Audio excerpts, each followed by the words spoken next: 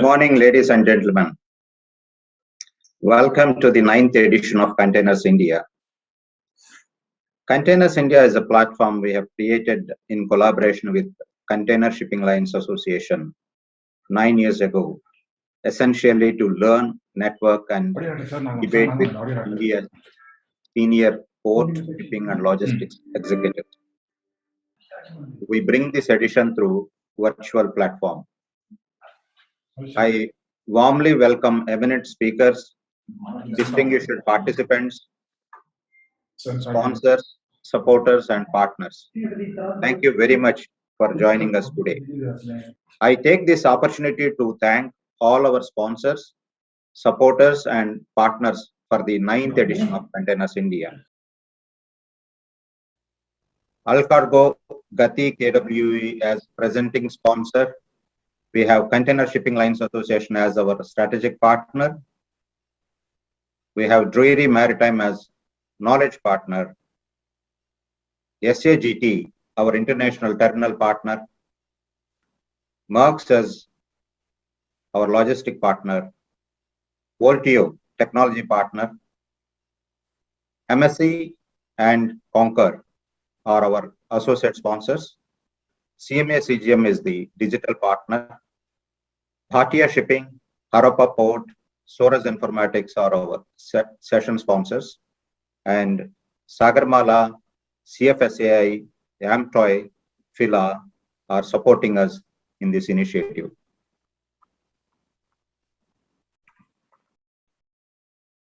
Yesterday, India has celebrated administering billion doses of COVID vaccine, a milestone that represented a turnaround in a vaccination drive that got off to a slow start.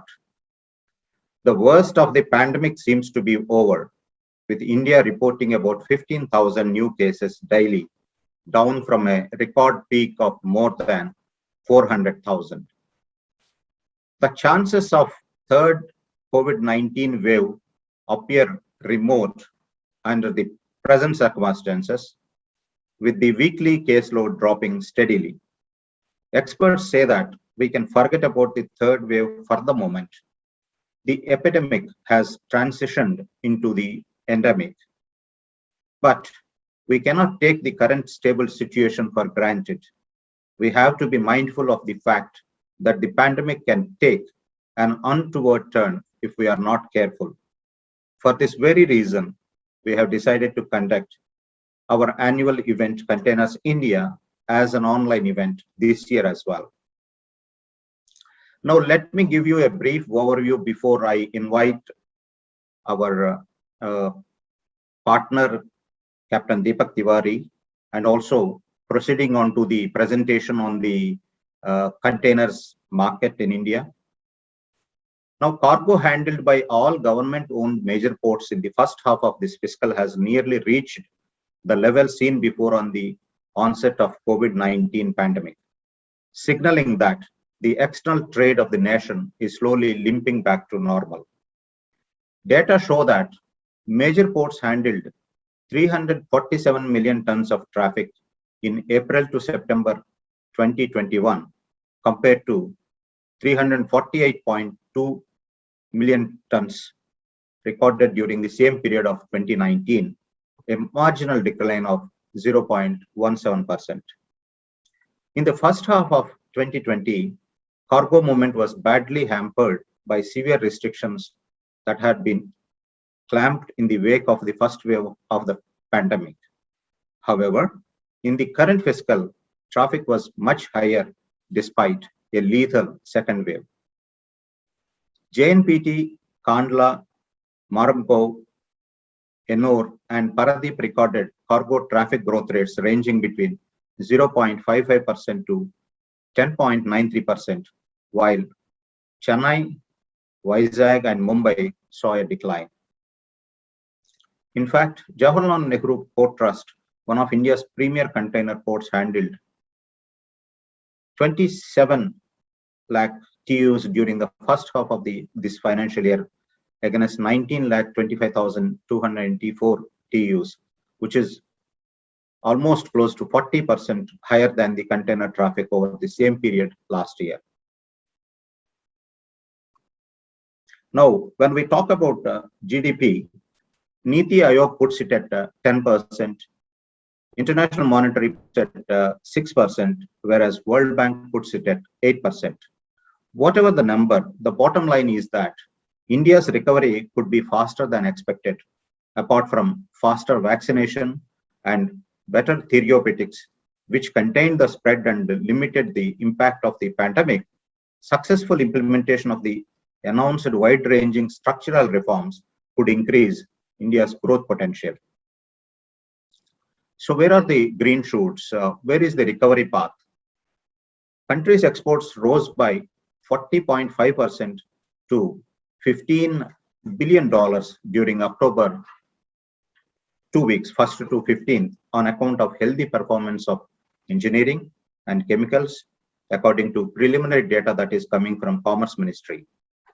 Similarly, imports during the period grew by 60.72% to $14 billion. Export sectors which are recording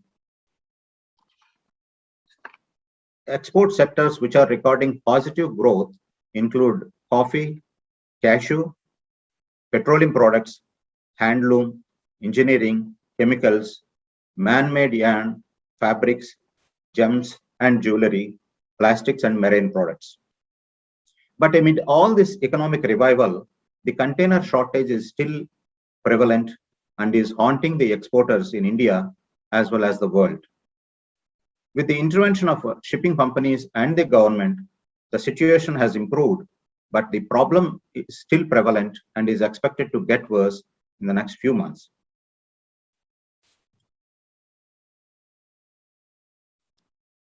Here I should say about our Gateway Awards. Before concluding, I should say a word about our annual awards. We have suspended our Gateway Awards this year as well. Last month, when the jury met, majority of the members suggested that we should move away from the routine categories and routine practices of evaluation. So we will further refine our categories and processes and come back with the awards next year. Today, we have 3 business sessions with interesting topics and expert panelists. I hope the time you spend today with us online is worth it. With these few words, I welcome all of you to this conference. Thank you. Now it is my pleasure to invite Captain Deepak Tiwari, Chairman of Container Shipping Lines Association, who has been a guiding factor in conducting the Containers India successfully for the last 8 years. I request him to give his theme remarks. Over to Captain Tiwari.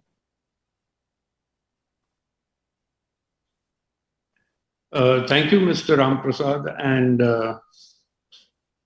dignitaries, distinguished guests, ladies and gentlemen. It's indeed a privilege and an honor for me to be with you on the 9th edition of Containers India, which is being held today.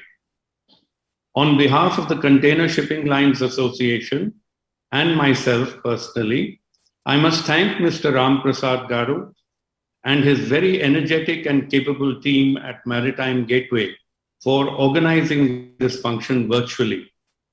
CSLA is proud to be associated with Containers India and Maritime Gateway for over 9 years now. Today's deliberations and panel discussions on the theme Rebound and Refocus will be of immense interest to us all. The COVID-19 pandemic has not only changed our lives, but has also changed the way we do business. The shipping, logistics, and supply chain industry has seen disruption as never before.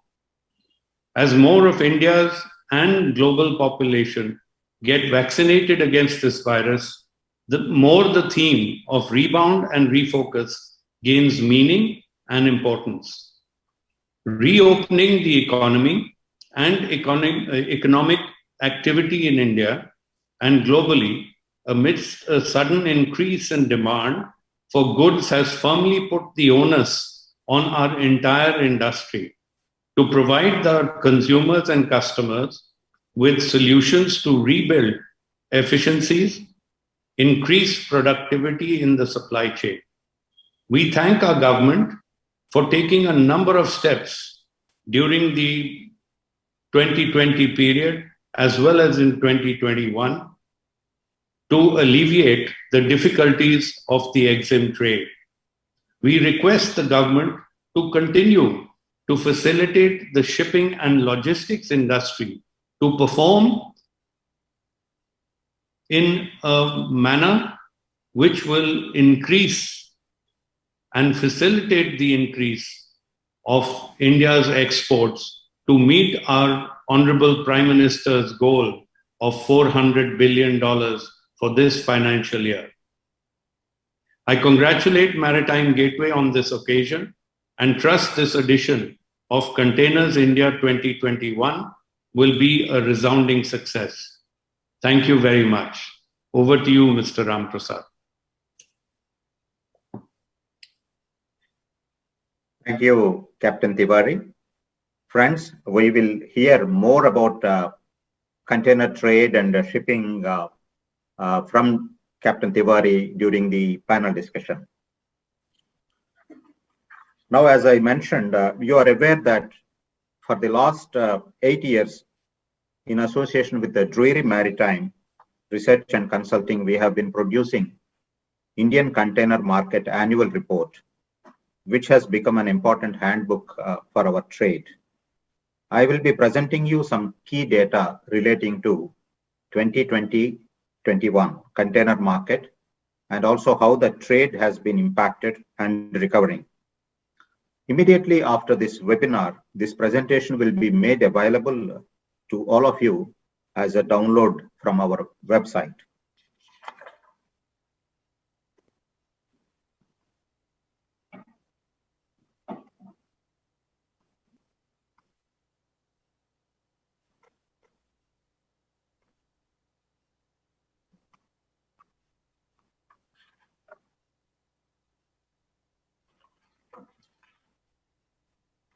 So this is what year-on-year container throughput growth in major regions across the world: North America, Europe, Asia, Middle East, South Asia, and the total world figures. So the estimated container throughput, the entire world put together in the second quarter, increased by 13.8% year-on-year. Now, if you look at South Asia, port activity actually in South Asia has been the highest with 40% between April and June because of the consumer demand that has been created in Europe and USA. So it is the highest, as you can see, in the world.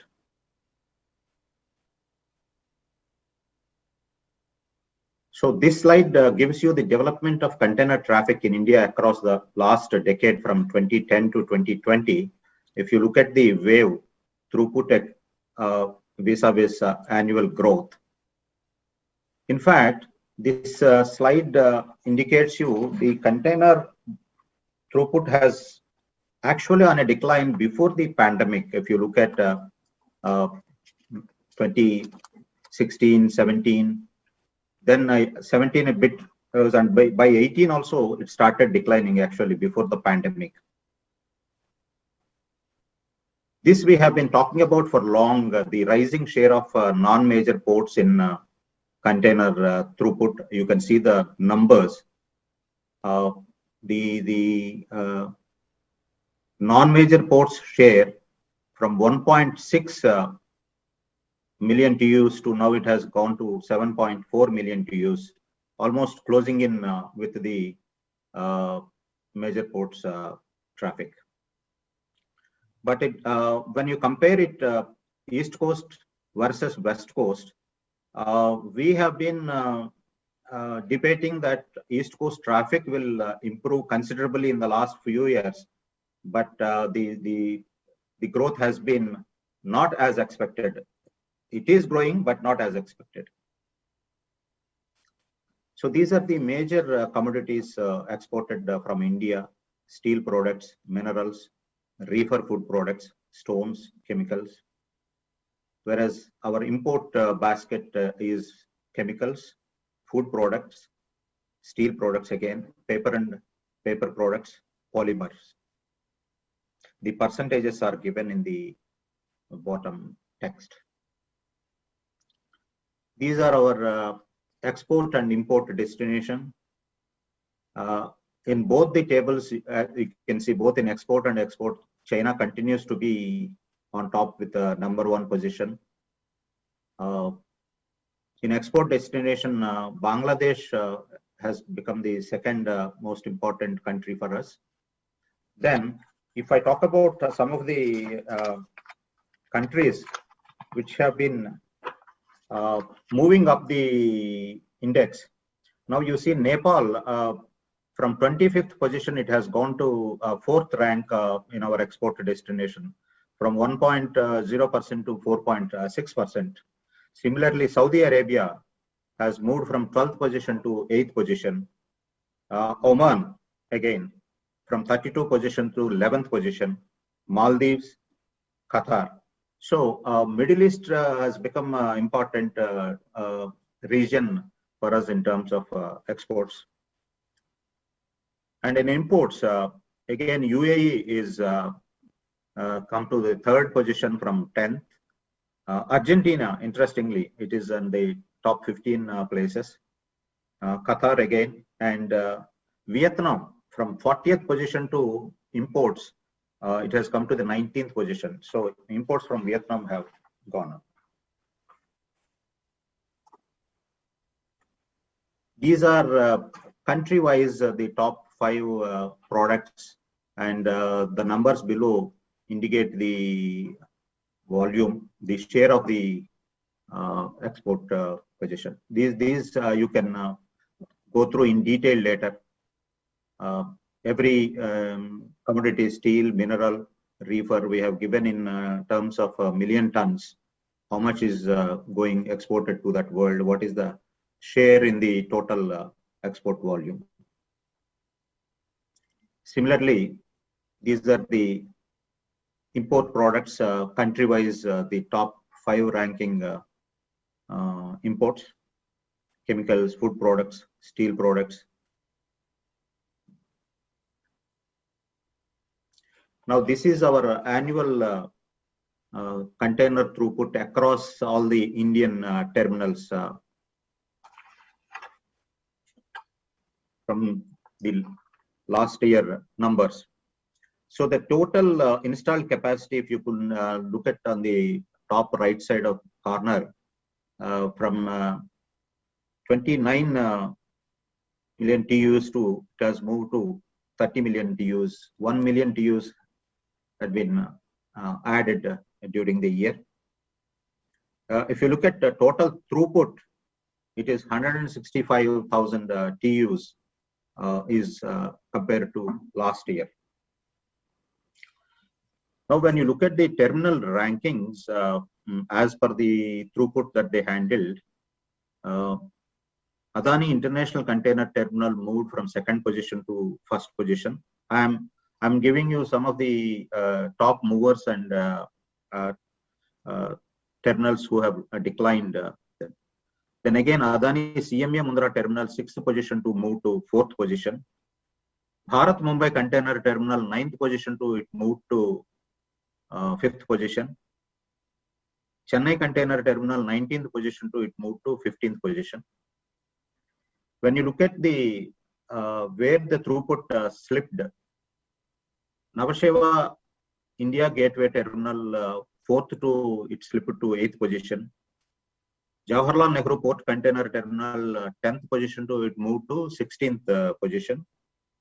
Adani Krishnapatnam Container Terminal 16th to 20th position, and Visakhapatnam Container Terminal 18th to 9th position.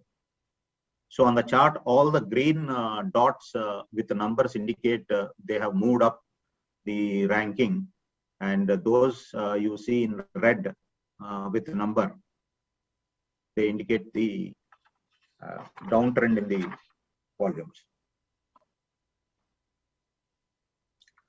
Now, this is performance throughput versus year-on-year growth. In this matrix, you can see high growth, high throughput, high growth terminals. Here again, Adani CMA terminal, you have Adani International Terminal, Bharat Mumbai Terminal, and NSICT. These are all high throughput, high growth region.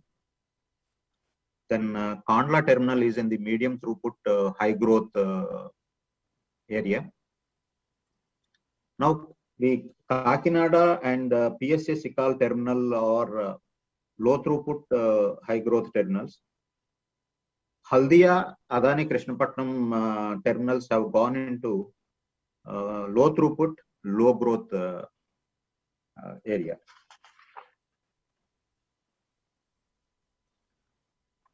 This is another pictorial representation that we have taken from last year.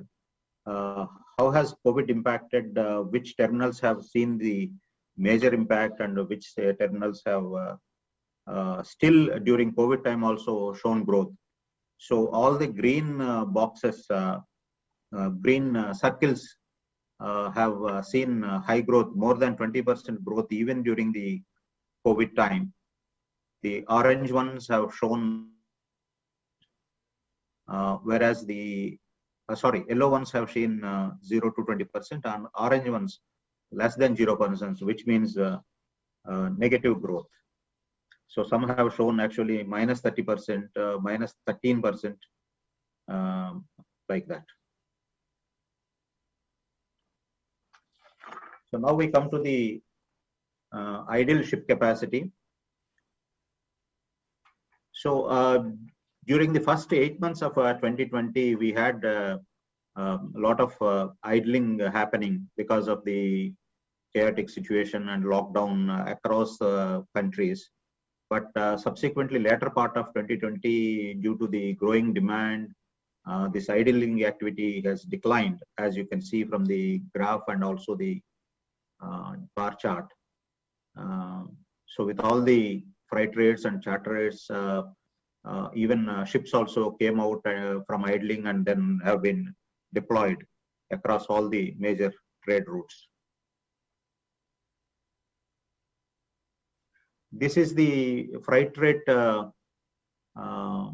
indication from JNPT to the 6 or 7 international destinations like Tianjin, Rotterdam, Felixworth, New York, Houston, Los Angeles, and Geneva.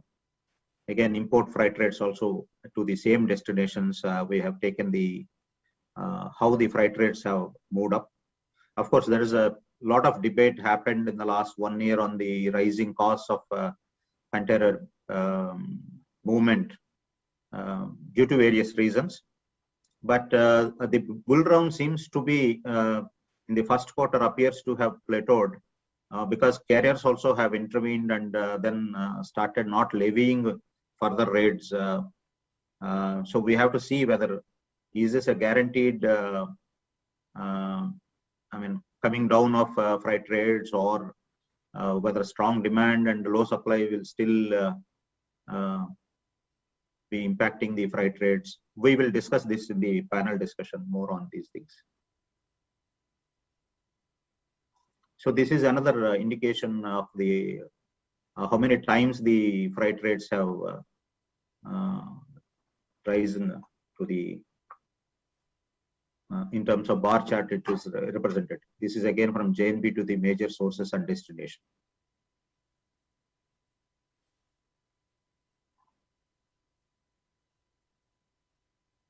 These are ship calls, missed ship calls across from 2019, 2020, 2021. We have taken 3 ports, JNPT, Mundra, and Chennai. Of course, now the ship calls have reduced. But what happened is, in one of the study we have seen, many of the ship calls, they have skipped JNPT, and Mundra has been on their route. So that is another interesting feature. Now this gives you the latest position at, this is taken last, I think this Wednesday. You can see how many ships are waiting, 53 ships at Los Angeles with a waiting time of 7 to 12 days. Again, Savannah, 6 to 7 days. Rotterdam, the waiting time is up to 6 days. Then in Shanghai area, 73 ships waiting. Shenzhen, 91. So still the congestion is happening because of the longer waiting time, dwell time at the ports. So this is a container throughput growth forecast at major regions. If you get North America going forward in 2022 first quarter, about 5.3% growth is predicted in North America. Europe is at 6.3%. Asia is at 5.1%. Middle East 4.7%. South Asia, which is actually the highest among all the regions, 7.1%. Then total global growth rate is put at 5.2%. If you divide South Asia and world's throughput growth quarter-wise, bottom you can see the first quarter of 2021 it was 13.3%, whereas South Asia was 9.4%. Second quarter it has gone up again. So this is third quarter and fourth quarter are forecasts only, with the 13.7% globally and 7.1%, whereas South Asia is 6.6% and 3.8%.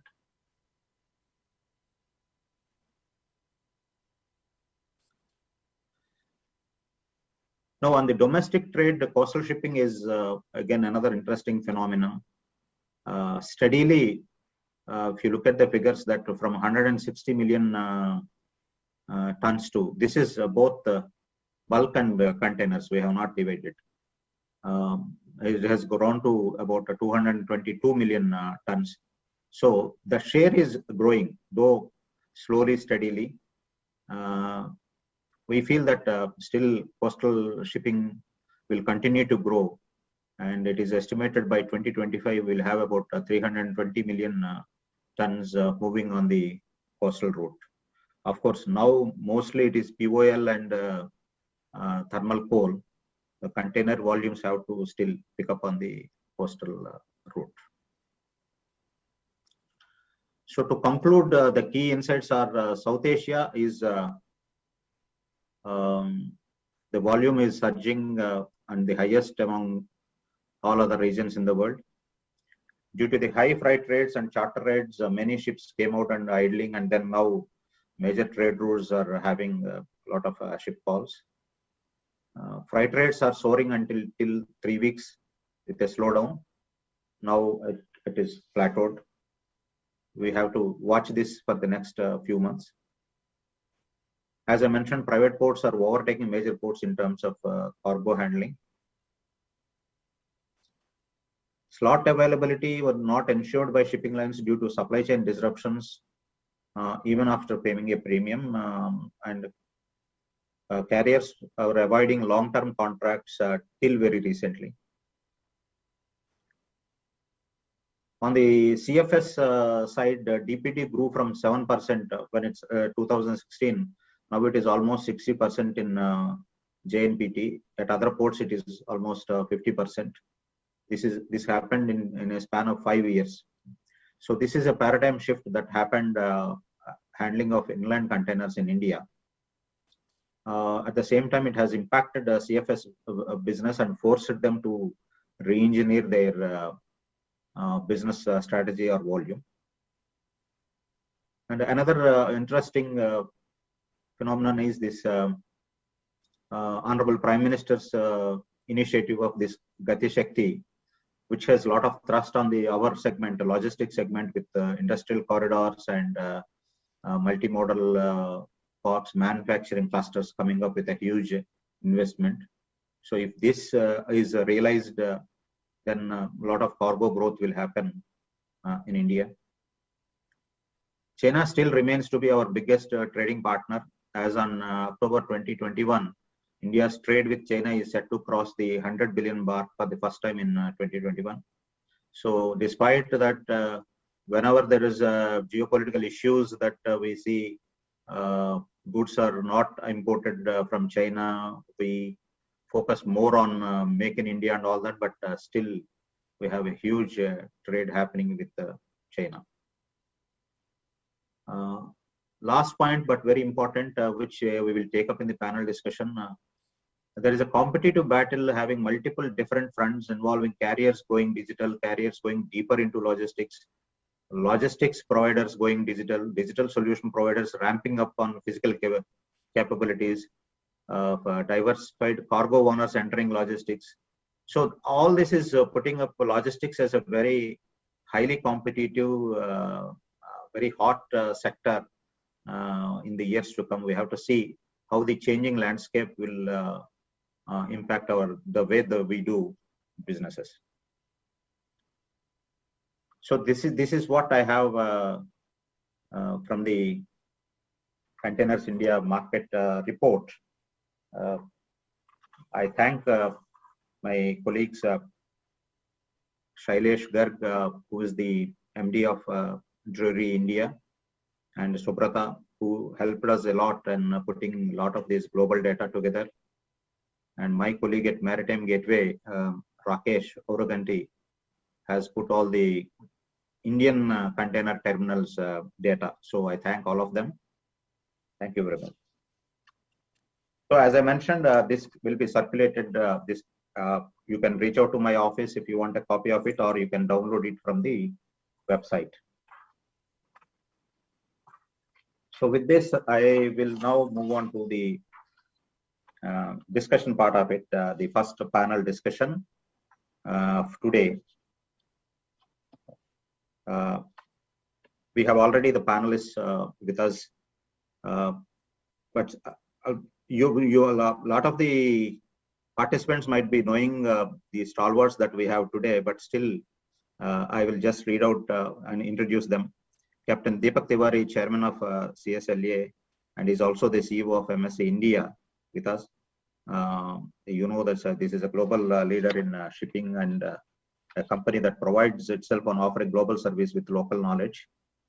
Container Shipping Lines Association is an eminent organization of foreign container shipping lines operating in India, having 34 members. So at present, Captain Tiwari, with his years of expertise in the maritime industry, efficiently juggles multiple roles with finesse. We have Shantanu Bhatkankar, is a second generation licensed custom broker and full service international freight forwarder. He is the immediate past president of AMTOY. He is also the member of governing body of the Symbiosis Skill and Open University Pune, and a member of the National Shipping Board. He is nominated Honorable President. He is nominated by Honorable President of India as the member on the Court of Indian Maritime University for a term of 3 years from December 2019. We have Mr. Suresh Kumar, who is the CEO of Alcargo Logistics India, a seasoned industry leader with a proven track record of more than 30 years in the telecom, consumer, mobile commerce, and media industries. His experience spans building and growing businesses, change management, as well as planning investments, customer-centric focus, digital transformation, and revenue management. Jishan Mukhi. Jishan is the Director Customer Experience of South Asia at Maersk. He joined the Maersk Group in 2004, and since then he has taken up different leadership roles across India, Singapore, and Sri Lanka. Prior to being appointed as IBS Area Customer Experience Manager, Jishan was the country manager for Maersk Line in Sri Lanka and Maldives, holding the office as the Managing Director of Maersk Lanka Private Limited. With this brief introduction, I welcome all of you to the panel discussion. So let me begin. We have two representing the shipping lines, and two are into logistics, freight forwarding, multimodal transportation. So, sir, my first question to Captain Deepak Tiwari. As I started, give me an insight into what is happening with carriers today. You are on mute. Thank you very much, Mr. Ram Prasad, and a very good morning to everyone at this Containers India session. What is happening to the shipping lines? The shipping lines are going through hell. That's what I can start with. We are trying to maintain service levels despite the fact that there is port congestion in practically all the US ports, both on the West Coast as well as on the East Coast.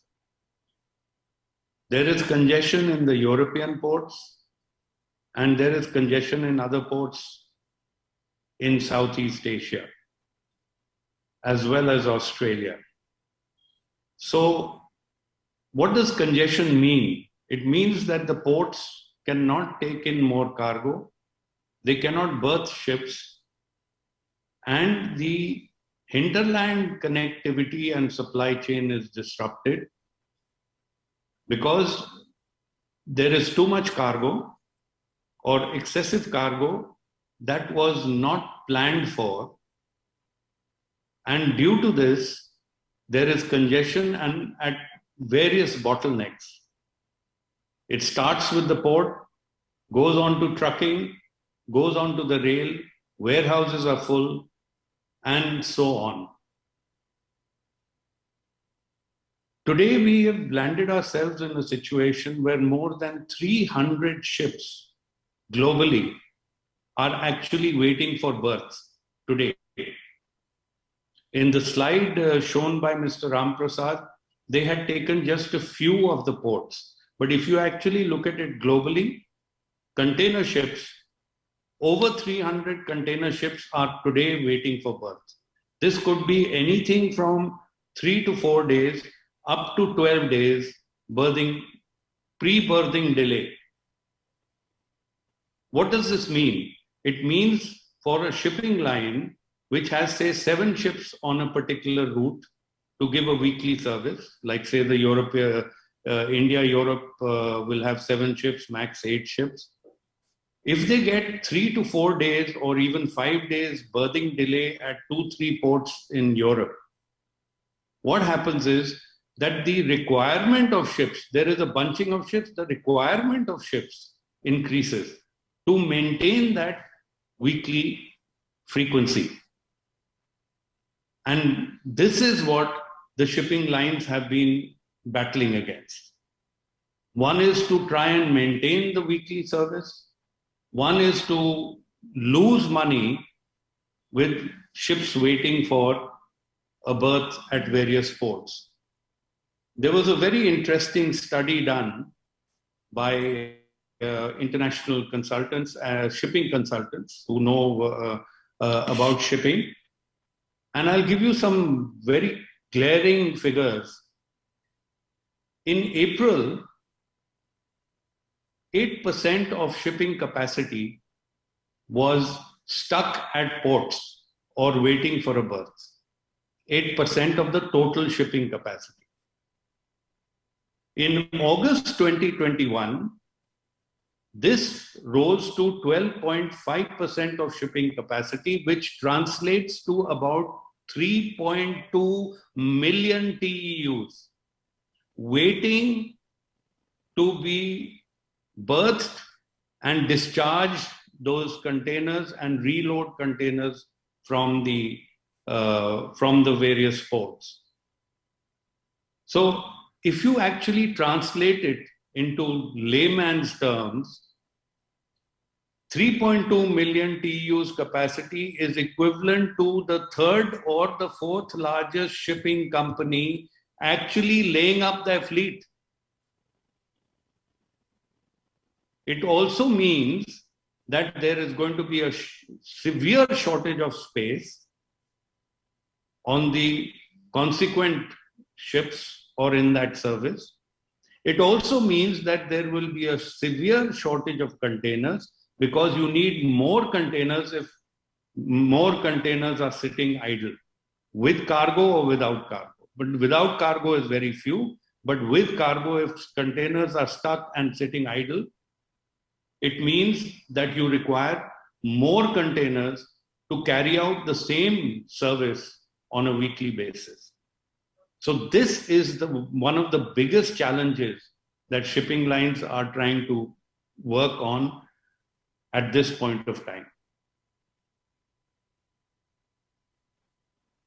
Thank you, sir. Jishan, would you like to add anything to that? Well, I think Captain Deepak Tiwari is actually, firstly, good morning, everyone, and thanks so much for having me here. I would just like to say that Captain Deepak Tiwari has put it really, really well. And of course, the statistics that was shared by you in the previous part of the presentation pretty much are saying the same thing. I think, like Captain Tiwari put it, almost the third or fourth largest shipping line is actually waiting idle, outside the ports today.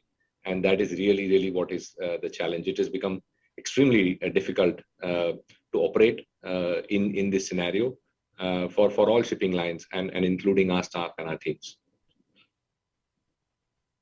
Thank you, Jishan.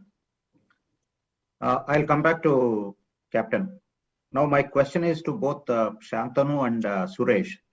So in terms of being a service provider, what is the impact that you are seeing because of all this supply chain disruption from the customer side or from your operations side? What is the current scenario? Shantanu. Yeah, thanks, and congrats Gateway and congrats Mr. Ramprasad for holding this event, and I'm sure it will be successful as usual. It was nice to hear Captain Tiwari and Mr. Mukhi, whom I have not met personally, but we will catch up. Well, if shipping lines are passing through hell, I'm sure it's a wonderful hell to be. I am not here to debate or argue with them, but equally I'm not here to agree with them. So quite a few times, what is said is less important than what is unsaid. Be it may be so, but I would say the shippers are facing huge problem, and I would say deservingly, because they also have not planned strategically about what they should do about their supply chain resilience. I would say same with forwarders. We have not planned, but I will tell you a success story where people have acted proactively. The so-called NBOCC operators, according to me, they are more or less like shipping lines who own the containers and who operate the containers on feeder vessels. Now they control a large share of business in the regions which are high growth regions, which is the Southeast Asia, Indian subcontinent, Middle East. Though the freight would be less, the distance steaming time may be less, but it's a big chunk of cargo. So that's where there is some success. And if shippers have to work, and government also, because Prime Minister spoke about supply chain resilience, Prime Minister spoke about multimodal transport. If they have to work, I think we have to work on alternative means. Number one, we saw rail movement to Bangladesh extremely successful.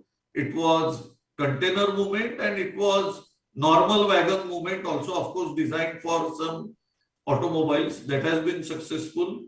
Similarly, I think I echo the sentiments which Captain Tiwari said.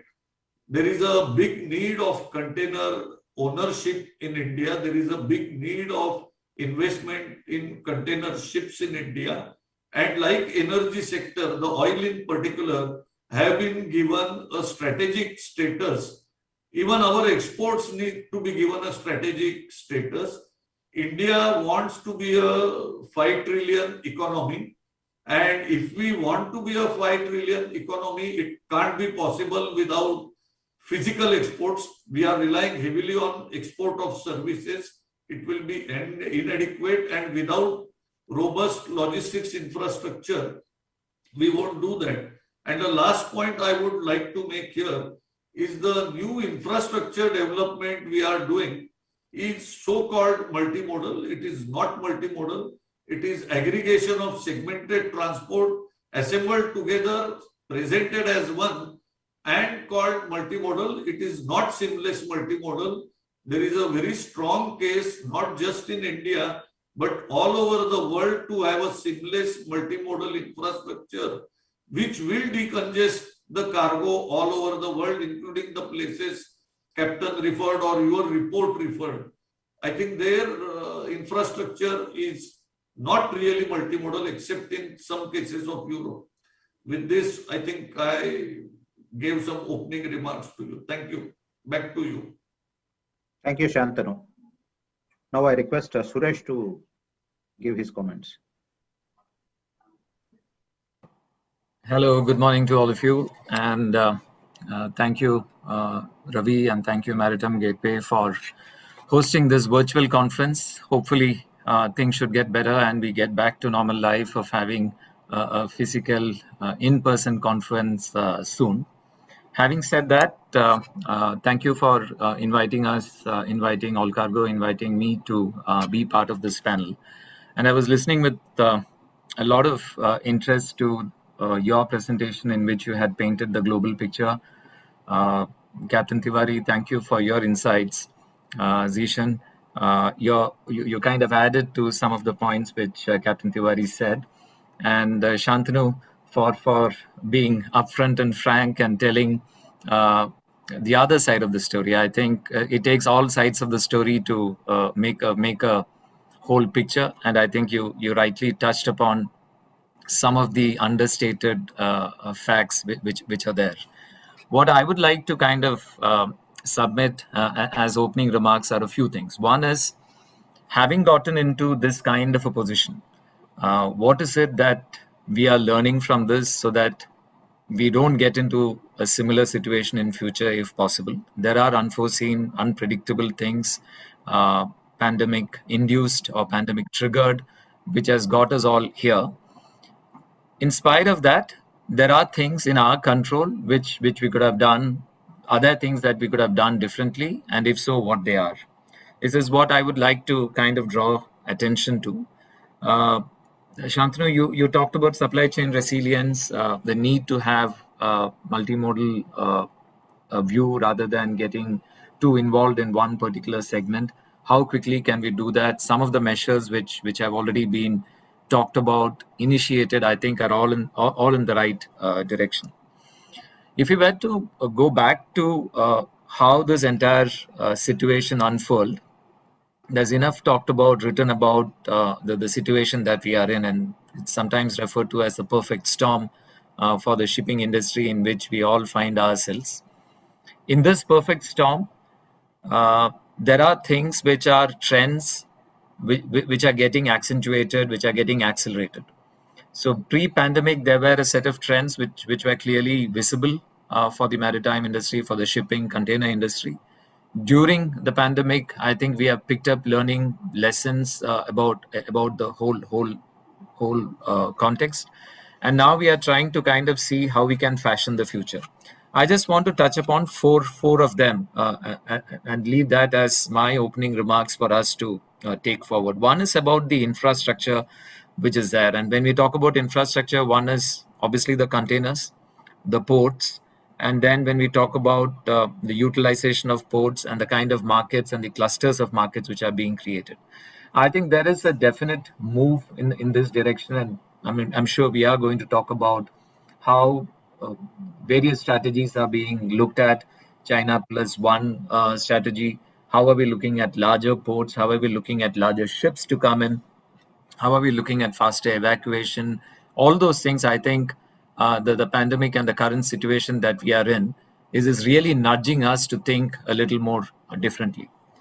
The second thing would be about growth in containerization. I think this is kind of an inexorable march. If 80% of the world trade is around containers, there are different estimates which say that this could even become more in the coming years. Is there a role for multimodal transport to come in and kind of reduce the shipping dependence that we have? What are the things that we can do? Different countries are doing different things. In India, there are initiatives of the government which are forward looking, which we need to support and see how we can build on. Third one is about the focus on sustainability and the environment which comes in, which has been a trend always. I think even in 1819, if we were in this kind of a forum, we would have talked about it. Right now also we are talking about it. My take is this is going to get accelerated. And one of the possible causes for some of the shortages that we are facing at this point in time is also the phasing out of energy inefficient vessels in favor of energy efficient vessels coming in. I think that portends well. Similarly, the other steps which are happening in this direction. The fourth one would be about new technology, the battle for consumer. How do we ensure that we are able to provide the right solutions for customers? And I think this is where digital, AI, blockchain, all these things keep coming about. Pre-pandemic, were we talking about all these things? I think yes, we were definitely digital. Perhaps not AI, blockchain, and those kind of things as much as what we are doing today. But the road ahead, it's becoming very, very clear that these are things which will have a lasting impact on our industry. Along with that, obviously the cybersecurity angle also comes into sharp focus. I was reading somewhere that in the last 5 years, almost 50% of the top 10 shipping lines have become victims of the ransomware attacks. And I think that tells us the kind of focus that we will have to start putting into this direction. Lastly, I think there's a point which Captain Deepak Tiwari and Shantanu made, which is about collaboration. Shipping lines, you're going through hell, is what you described. That's a nice place to be. Is sometimes what we feel. If that is hell, then we would also like to join you there. But then we have our roles. We have our roles differently, and I think there is a lot of scope for us to collaborate along with the government, along with policymakers, along with industry associations, and therefore platforms like what you have created today, Ravi, getting all of us together to talk about these things is perhaps the appropriate thing. And I feel collaboration amongst us and then the policymakers and the government, and we hear about Make in India, we hear about the Gati Shakti announcement, the importance to logistics. I think the trajectory is absolutely set right. And I look forward to all these things getting accelerated. So in summary, there are things which are clear trends in our industry, pre-pandemic, during pandemic. What this phase is telling us is a lot of these things that we have been talking about now need to be accelerated, accentuated, given a push. Collaboration perhaps is the key to get out of this and serve our customers better. Thank you, Suresh. In the latter part of discussion, I'll pick up a couple of things that you mentioned, China Plus One strategy and the digital solutions that are coming up. Back to Captain Tiwari. Sir, a lot of people seems to be jealous about you being in hell with loads of money. So I thought always heaven is preferred. Now hell is being preferred. Anyway, before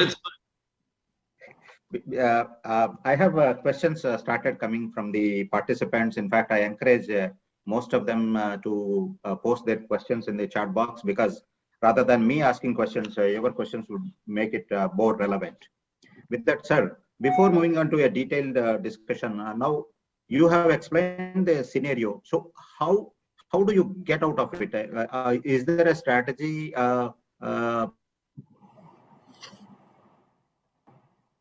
putting more ships, or is it at one point of time we heard equipment shortage? Is it pumping in more containers? So for a layman point of view, I have to understand what could be the strategy that you are thinking, or you wait till the glut is ironed out on its own.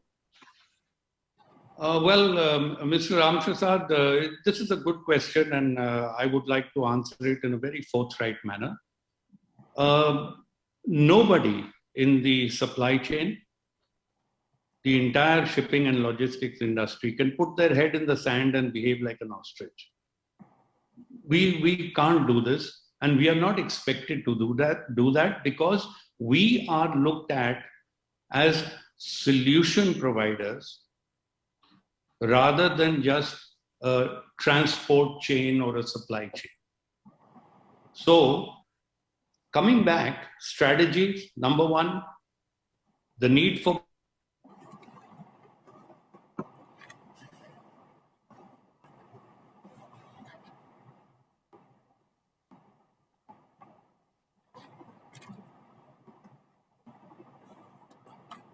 I can't hear him.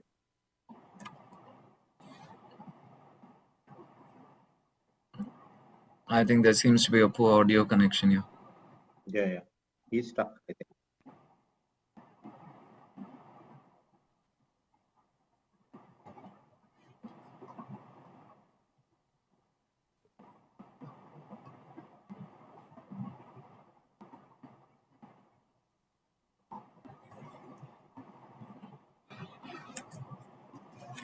So, Jishan, can you fill in?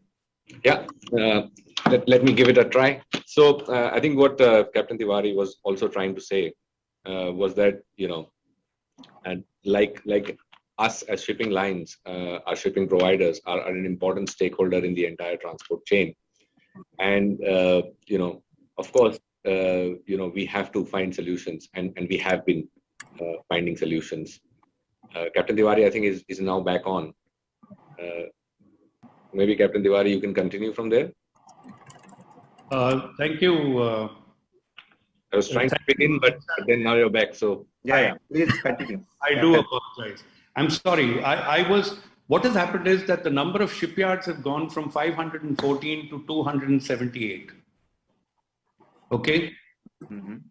There are only 278 shipyards as on 2021. So the number of shipyards have reduced. The lead time to build a ship has actually increased, which used to be a 9 months to 10 months period to give a delivery of a new ship, has now gone to about 14 to 15 months. Now that is a big challenge. In addition to that, there is a waiting period for your order to start the manufacturing. Means from the order to the time to start manufacturing of the ship or the building of the ship, there is a waiting period of 3 to 4 months. So this has increased the lead time for the new ships to come into the system.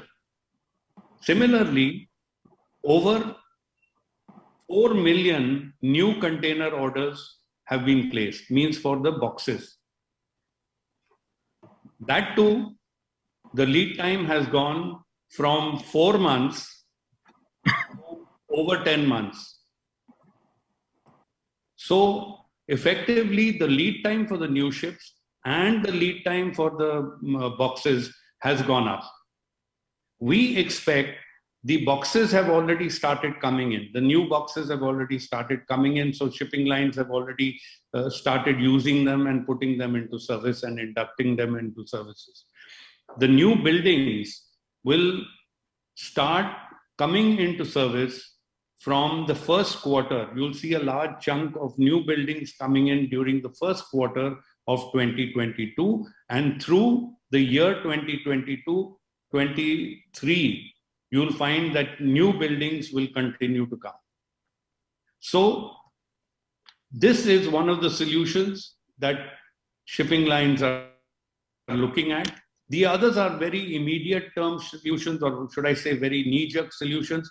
Skip a port, drop the cargo at another port which is not congested, and then feeder the cargo from that non-congested port to the congested port, etc., etc., etc., or find new routes to feeder the cargo through a non-congested port and then road bridge the containers or rail the containers to destinations at various countries. So all these solutions or immediate term solutions are actually in place today as we speak.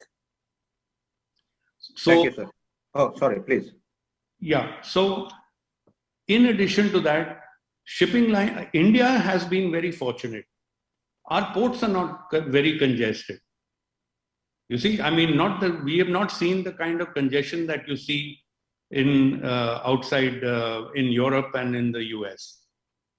So when your slide talked about blank sailings, what has been happening is that because of the congestion, say at European ports or in US ports or in other ports, ships are arriving late. The berthing windows are very tight, and they are back to back in the ports of Nhava Sheva. That is all the terminals, 4 terminals in Nhava Sheva, 3, 4, 5 terminals in Nhava Sheva, the 3, 4 terminals in Mundra. What is happening is that the berths allocation or the window allocation for ships berthing is extremely tight. So when a ship is delayed, it has to wait for the next window, which means up to a week. Now, a shipping line cannot wait for a week. So what they do is they blank a sailing, say to Nhava Sheva, where the windows are extremely tight, drop the cargo in Mundra, and then at their own expense, transship the cargo from Mundra into the Nhava Sheva terminals. Or if there is a window available in Nhava Sheva, then do the same in Nhava Sheva and move the cargo into the other terminals of India. Now, this is a very unproductive, inefficient, highly very costly system of operation, but it is continuing. So, as far as India is concerned, this is what the shipping lines are doing to give as much service to the clients as possible. Today, when you say shortage of containers is really not an issue, because empty containers can be positioned, although it's a cost and it takes time, but it can be positioned with proper planning. Empty containers can be put into the country. From Jan to August 21, the shipping lines together have put over 1.27 million containers empty into India to cater for the exports. So effectively, a solution was provided. What solution is currently a constraint is the space on board the ship. So what is being branded as container shortage, and everyone talks, oh, there is container shortage. Actually, container shortage is a solvable issue. You can solve it. But the space on board the ship is not something that you can solve. So these are some of the efforts that are the shipping lines are taking. In addition to that, my colleague on the panel, Mr. Suresh, very rightly put it that everybody is looking at the environment. Everybody is going green. Everybody wants to go green. This is sustainability because we want to build a world and we want to have a world for our children and for the future generations.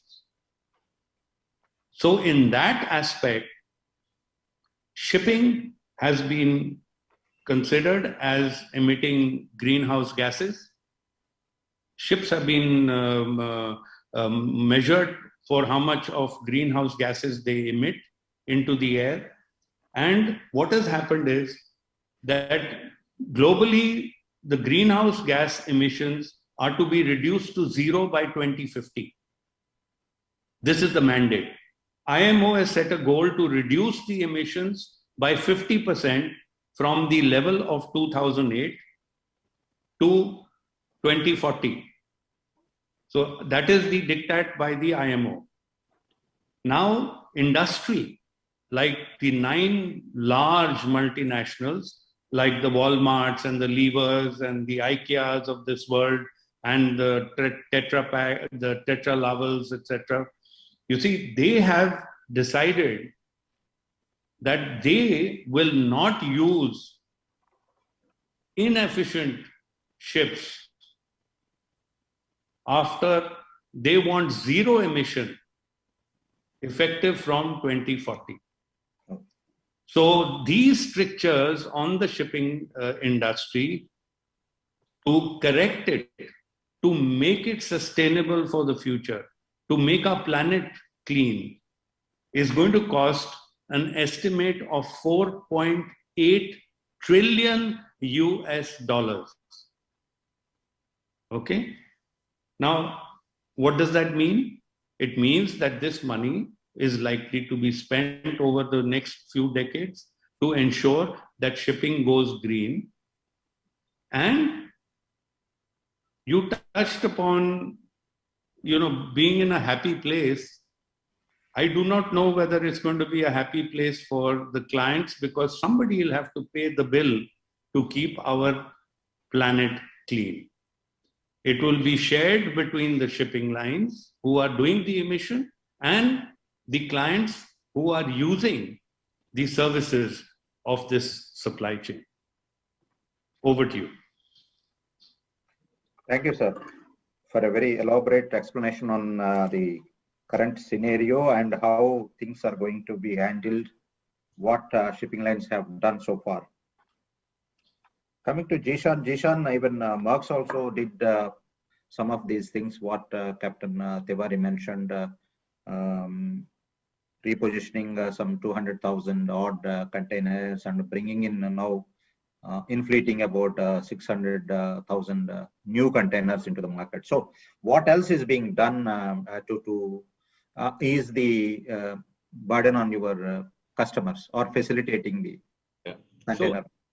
So I think a lot already covered by Captain Tiwari in terms of what shipping lines are doing, and a couple of things I wanted to also mention around the demand side, and just to cover some of the statistics there, and it was there in your presentation in the beginning part of it, right?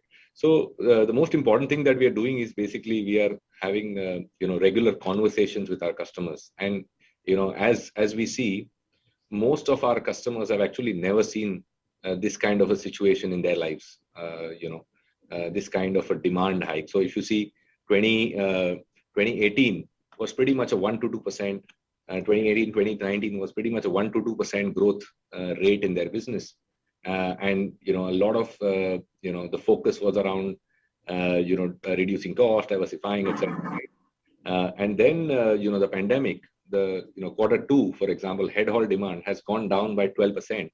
And then it's just shot up, right? And Q3 it was 3%, Q4 it was 8%, Q1 this year was 17%, and Q2 was even higher.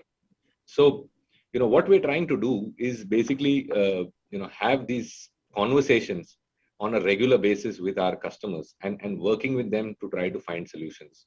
And Captain Tiwari alluded to some. So pretty much every ship that is available today, whether it is a small ship, a big ship, a barge, is being deployed.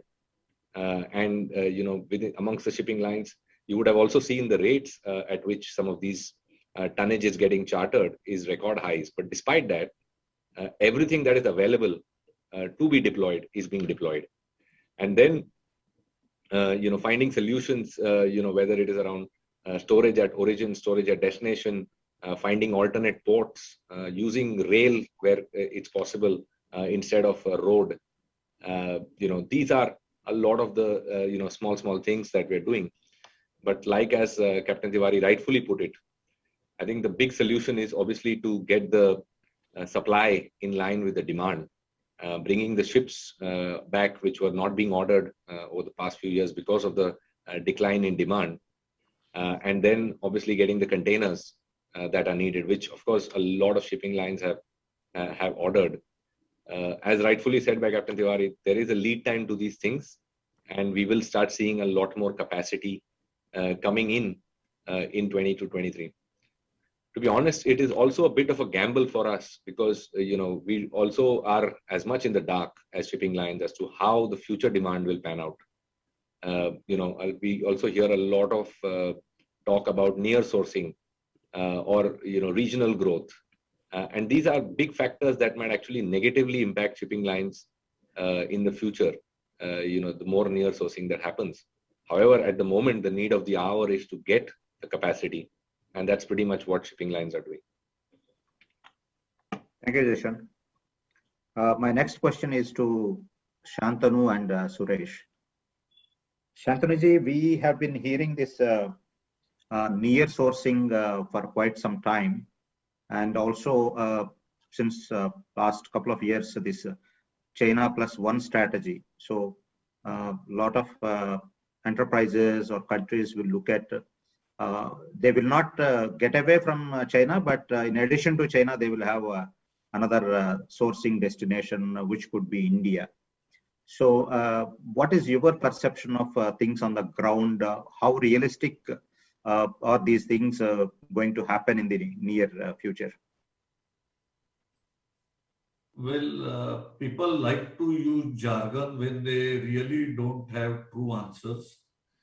Recreating the manufacturing abilities comparable to China requires lot of hard work, lot of planning, lot of commitment. Within that, even whatever opportunity was available, and I discussed with so many customers, and I discussed with our member who discussed with the customers. Within that also, we see that Bangladesh and Vietnam are becoming preferred. We have a long way to go over here. Again, coming to near sourcing, you can risk mitigate by certain steps. Unless you are a strong IKEA who can actually shift furniture manufacturing by themselves and they have the control on the selling price, it is very difficult. And secondly, I would also use the same example as Jishan gave in a very different manner, and I'm not commenting on what he said. Is like a beneficiary of high cost, you expect him to find solution to bring down the cost lower is utopian and unreasonable. But it is even more unreasonable to expect them to make risky investments when perhaps the cargo is going for nearshoring or some other forecasts are made about shrinkage of global trade. So expecting somebody to take risk to lower your cost doesn't happen. I think it is for the respective governments and our manufacturers to have a long-term strategy for supply chain resilience. And this I'm talking not just as a forwarder, but as a very key player in the supply chain network. We were discussing these issues in Council for Supply Chain Professionals 10 years back. What are the forces that are driving? And we started discussing not because of freight rate, but because of Fukushima episode, which had a big disruption in supply chains. It has nothing to do with China. It had nothing to do with high freight rate. A disaster in Fukushima caused so many problems. So I believe alternatives and options have to depend. When people go for a lazy choice of procurement, you suffer. People go for lazy choice of a customer, you suffer again. I think it has to be a lot more strategic and lot more planned amongst the people who are getting hurt by it to come together and talk with the governments for strengthening it if governments are interested. Expecting the beneficiaries to collaborate with you is just politically correct and utopian. It doesn't happen that way. Thank you. Thank you, sir. Suresh. No, I think a lot of good points covered between the three of my co-panelists. I would just like to put this in a framework in which I would like to look at it as what are things in my control, what are things in the control of partners with whom we work very closely, and what are things which we would expect support from, facilitation by government, by the larger authorities. And if I were to go with this kind of a framework, within us as an organization, what are the things that we can do to tide over this crisis? One, we use our global presence. We are across 180 countries. Therefore, we try to coordinate both at the origin and destination on behalf of our customers. The deep relationships that we have with the major carriers over the many years, we try to leverage them for the benefit of our customers. Investments by our investments in digital, which gives faster turnaround, transparency, better visibility, access to customers is something that we have prioritized. And from a ocean side, I spoke from a land side. If you were to look at it from a CFS point of view, faster evacuation, even if it means lower dwell time, working closely with government and authorities, these are a set of things which are completely in our control. Working along with our partners, which are the shipping lines, and also, of course, the customers, helping them in their forecast, helping them with better visibility of what is required. I think that's another thing that we place emphasis on. And the last thing is working along with the government, with the policymakers as to how how can we kind of think strategically, the point which Shantanu was mentioning, saying that some of these things are not knee-jerk and one needs to plan really ahead and then stick to the plan irrespective of what happens. And there are some green shoots which one is starting to see about some of the work that we have done. There is so much more to be done. And then if you were to look at some sectors, specifically some of the identified sectors like white goods, electronics, where there's a lot of PLI linked schemes which have come in and people have started to leverage that, make use of that. But is everything moving away from China? Are we considered as a very, very serious alternative global manufacturing hub? I think while the trajectory and the intent is there is lots more that one needs to do. And if one were to just compare ourselves with some of our Southeast Asian neighbors and the work that they are doing, possibly there are some lessons for us to pick up. We are large. Are we punching according to our weight? Are we getting just our secular share, or are we getting more than what we can do? I think the answers are there for all of us to see, and I don't need to talk about it. But there are some of these smaller Southeast Asian countries which are really small, but are punching much above their weight. So, for example, we talked about Bangladesh earlier in this conversation, Vietnam, maybe even a Malaysia. I think these are all countries which are managing to punch above their weight. And there are lessons that we can pick up from them as we build our journey for the future. So what I would like to say is there are obviously things in our control to which we are kind of focusing. Wherever we can partner with shipping lines, with our customers, we are doing that. Wherever we need to do our own investments, we are scaling it up. How we can influence and enlist the support of the government or whatever the government has already announced, how do we kind of work on them better? These are things that we are focused on. So that's what I feel are the things at play at this point in time. Thank you, Suresh. Next, we move on to Captain Tiwari. What has this pandemic, the disruption in global supply chain has taught us? Means, will there be a paradigm shift in the way supply chain happen? We keep reading that the major manufacturers and distributors are looking at chartering vessels or owning vessels, or even companies like IKEA looking at procuring containers because of the equipment shortage. So this is a phenomena that because of the logistics disruption, this thinking has come into the major manufacturers and distributors. So is this a temporary phenomenon, or it will definitely create a shift? Well, trade has to move, and trade will continue to move. If there is a bottleneck, it's like water or liquid that finds a way around it. And that is exactly what is happening. But this is a knee-jerk reaction. It's not, it's just for immediate succor, or should I say, alleviation of problems. And it is not a long-term planned solution. Nobody, including Walmart or the larger forwarders like, say, Untitled or a few others who have chartered ships, and maybe a few others have converted their cargo to break bulk, and then will probably convert it back to containers when the when time is right. These are short-term measures. They're not long-term, strategic, planned measures. What the future, and this I'm talking of beyond 2023, because we're going to be in this situation till probably the beginning of 23, maybe middle of 23.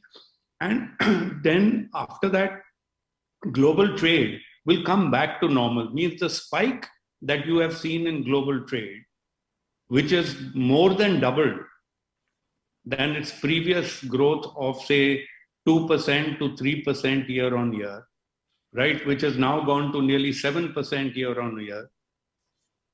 So that will ease off and come back to, say, to between the range of 3% to 4%. So that means in the future, what people will be planning for, what the supply chain solution providers will be planning for, is to keep a watch and maybe at a cost, keep capacity for a spike. The spike that took place in the latter half of 2020, as we are going through 21, and maybe for part of 2022, this will be a lesson to people that when things normalize, continue to look at how you're going to deal with disruption and how you're going to deal with spikes. And this is going to be an item in their risk management, not only for the exporters and importers, but for the entire logistics and shipping industry. Because here what happened was that the surplus capacity that was available globally, as well as the surplus capacity that was available in the services provided by shipping lines to the Indian exporters and importers, as far as India was concerned, there was a surplus of around 12%. That 12% got totally filled up because the growth was more than 24%, 28%. So this is the kind of risk that people are going to be looking at in the future, because this disruption is not going to be the first or not going to be the last disruption that we're going to have. I'm sorry, I don't want to be a doomsday, fortune teller, but what I'm saying is that we have to look at it pragmatically and we have to plan for the future. And keeping us extra capacity, a healthy extra capacity within your supply chain in terms of transit times, in terms of warehousing space, in terms of your vendor management, in terms of how much trucking capacity you have and rail capacity you have. These are things that people are going to take a lesson from and use it for their risk management in the future. This is my view. Any more thoughts to add to that? Ramprasad, if I can. So I think, one of the things that, with the pandemic, I think, the role of logistics and supply chain in any organization, in any manufacturer, exporters or importers organization, I think that has become more and more critical and strategic. And more organizations are actually looking at these things, looking at who they actually contract with, whereas earlier it was a lot of lowest price, let's deal with whoever comes through the door, to now really choosing and being careful about, who are our, strategic partners, who are our long-term, suppliers, who can we trust. And I think that is something that is here to stay in all exporters and importers. We're going to see that more and more as we come out of this pandemic, that there will be, especially the players who have actually been with their customers through this period, who have served them through these ups and downs, will see more and more business coming through to them. On the second point that you asked specifically around, shippers chartering ships, I think it's more newsworthy than actual impact. If you actually put all those ships together and how much has been chartered, etc., and add it up, it will not count to too much. So of course, it is a newsworthy article rather than actual capacity being added to solve the problem. And one of the things that that we like to also mention is that a lot of this is demand driven from the customer side. So when, for example, an IKEA or a Walmart is doing this, they are also exhausting the contracts that they've actually signed with the regular providers, and their demand is still over and above that. So it is also demand driven, not only supply driven. As Maersk, we have stuck to pretty much every contract that we have signed in terms of giving space, to our customers. And despite that, the demand actually, and I'm pretty sure all the shipping lines have done the same. And despite that, when you still have more to sell, that's when these steps are taken. So we, like Captain Tiwari also mentioned, we don't see this as a long-term phenomenon unless the demand remains the way it is remaining in the coming days. Shantanu. Well, yes, I would endorse what both Captain Tiwari and Jishan said. Most line honored their existing contracts, but that time the customers and forwarders were greedy that spot rates are better than contractual rates and obligations. So I think you benefit sometimes, you lose sometimes, and can't expect that both things should work your way. And again, I would say this is all culmination of what was expected, anticipated, and then it becomes acute at one point of time. Like we had expected supply chain problems. We had expected, like, see, you can't continuously have a tightrope walk and expect that nothing happens. Like you can say that somebody is good at tightrope walk, but he didn't predict a storm, or he didn't predict movement because of the resonance of the wire, because of the steps he's taking. This is bound to happen when you have a tightrope walk. I'll go for a 10-year-old story where a big German diesel engine manufacturer, who is also manufacturer of equipment, has a plant in Japan, and they were trying to do some intermediate manufacturing in India. So I checked with them about just in time. So for their stock between Japan and Germany, they maintain 1 month stock as a buffer. So within those two factories, they don't do just in time. Somehow we had that time a bad period with customers. They were insisting on just in time for us. And I give this example every time that you need to have some resilience put.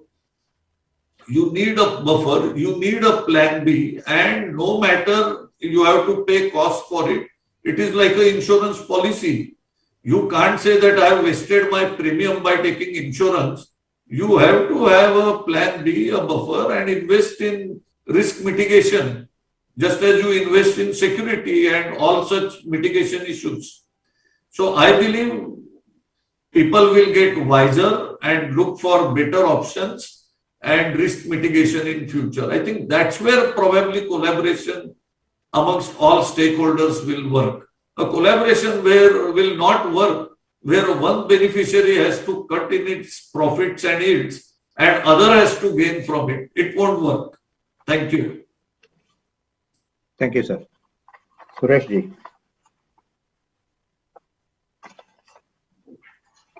No, fully with what Shantanu, Zishan and Captain Tiwari had said. Excess capacity, the idea of having some kind of a buffer and not doing this tightrope walk and expecting things to be well always, and investing a little ahead of the curve and understanding that all of us, as much as we would like to collaborate, each one of us have our stakeholders to manage, and therefore to find that common space where we can come together is critical. So that's what is the learning out of the past few quarters. Thank you, Suresh. Now my next question to all the panelists is, over a period of time, we have seen this phenomenon that terminals and carriers are looking forward to give end-to-end solutions to customer, whether it is finance, ERP, tracking, custom software, enabling end-to-end logistics.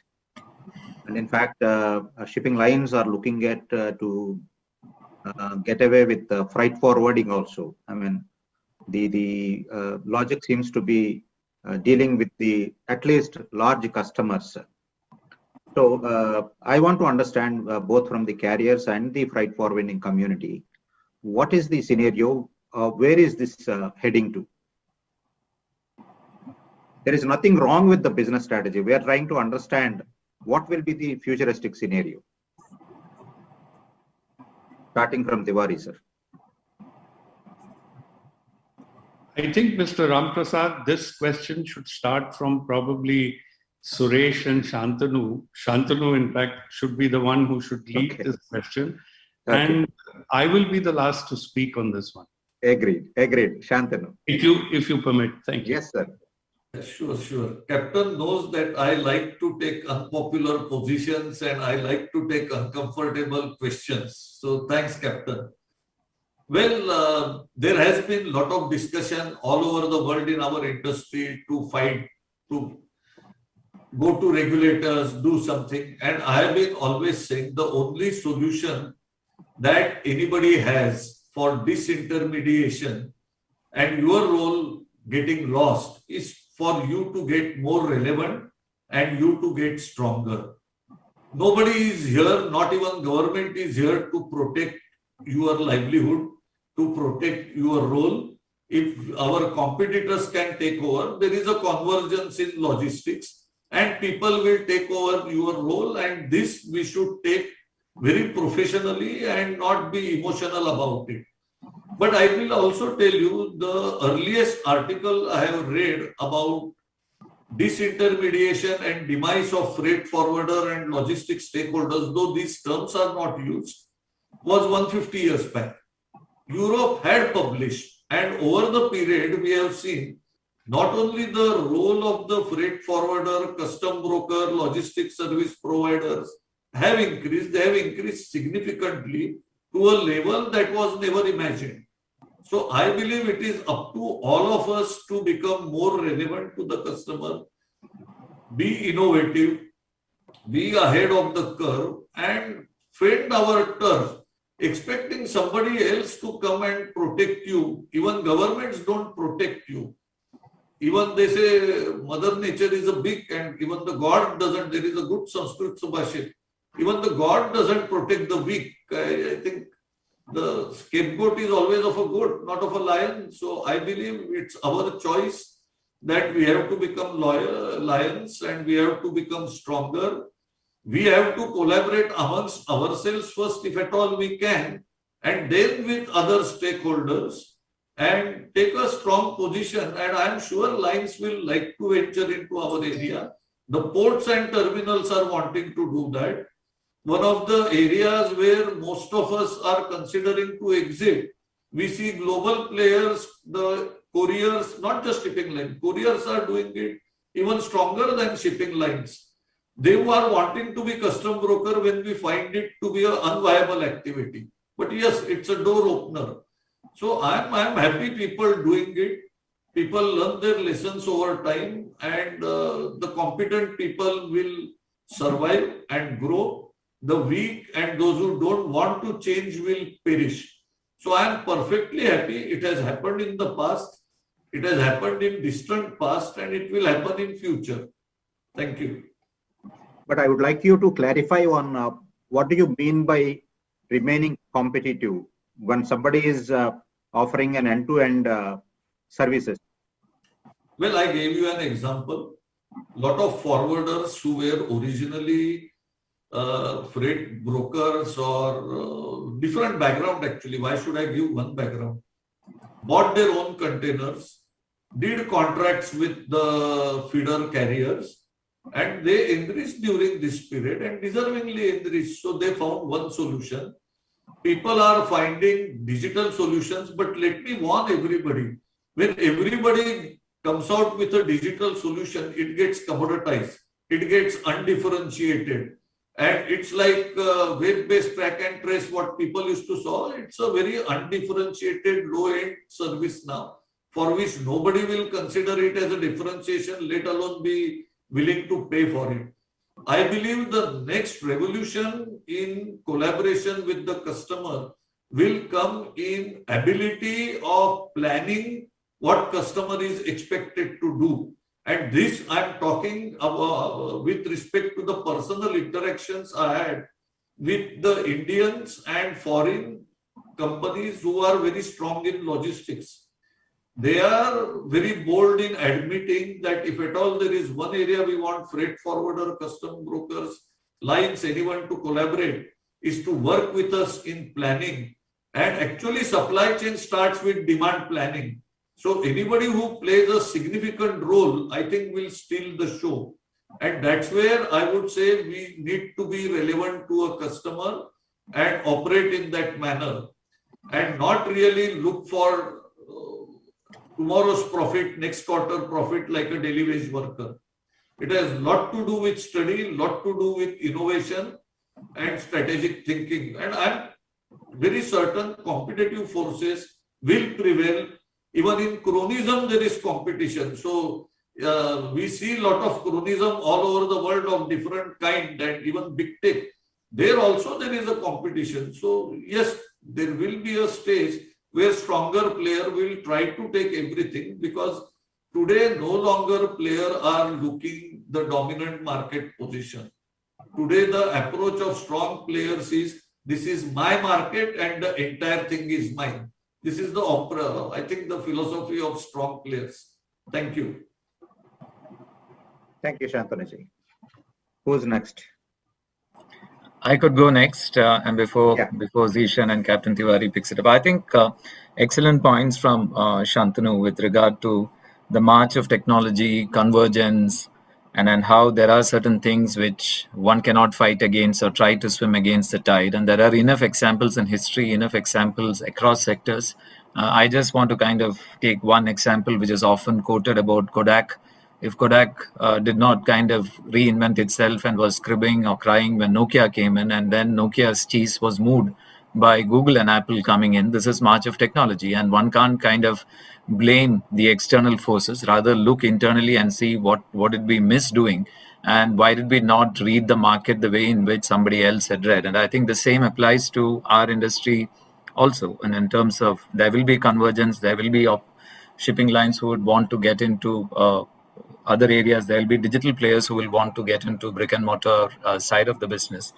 So I think one should welcome this. One should see this as an opportunity to kind of understand customers better and then deliver what they really want, and then try to embed ourselves into the mind of the customers and truly provide value. Some of the things that we have attempted to do at All Cargo would be to not look at ourselves, say, for example, in India, not look at ourselves only as CFS solution providers to our customers. I think we have kind of now looked at moving into 3PL, warehousing, logistics. We have looked at getting into transportation, apart from having the NVOCC, FCL, LCL, and therefore offering a complete suite of services for our customers. Is this easy for us to do? Not really easy. It's difficult because we have to compete with different sets of other companies in each of the spaces that we have defined. But then if you're able to go back to the customer and present one integrated face and then layer it with digital and things which are of the future, we are starting to see traction in this. So march of technology, I think we should welcome it and ride. And I'm sure that in terms of ensuring that there will be fair play, Shantanu mentioned about this cronyism and things like that. And I'm sure that is also part of the game. To be trying to always crib about level playing field, and this is not happening, and expecting the regulators to come in and do what we are not capable of doing. I think it's like trying to ask for too much. So each for himself with a focus on customers is what I would kind of say.